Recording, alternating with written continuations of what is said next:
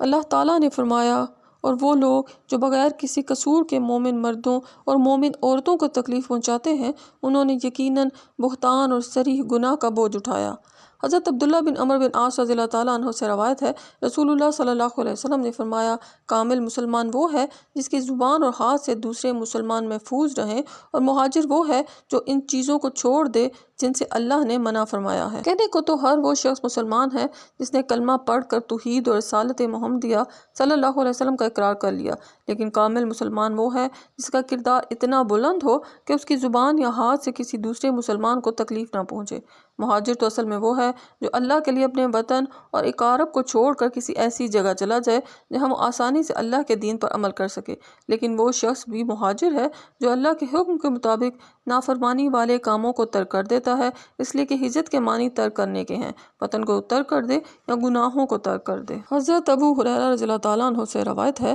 کہ میں نے رسول اللہ صلی اللہ علیہ وسلم کو فرماتے ہوئے سنا، جو شخص اپنے مملوک غلام یا باندی پر بدکاری کی تہمت لگائے تو قیامت والے دن اس مالک پر حد قائم کی جائے گی، مگر یہ کہ وہ مملوک ایسا ہی ہو جیسے اس نے کہا، پھر مالک پر حد لاگو نہیں ہوگی۔ مالک پر قیامت والے دن حد قذف اس لیے قائم کی جائے گی کہ دنیا میں مالک اپنے مملوکین پر ہر طرح کا ظلم کر لیتے ہیں اور ان کی داد رسی نہیں ہوتی۔ اسے اللہ تعالیٰ قیامت والے دن جب بے لاگ انصاف فرمائے گا تو اس مظلوم طبقے کے ساتھ بھی انصاف کا اہتمام ہوگا، اور جو مالک دنیا میں سزا سے بچ رہے ہوں گے انہیں قیامت والے دن سزا سے دوچار ہونا پڑے گا۔ اس میں ان لوگوں کے لیے تنبیہ ہے جو اپنے مالکانہ اختیارات کے گھمنڈ میں اپنے نوکر اور چاکروں پر ظلم کرتے ہیں۔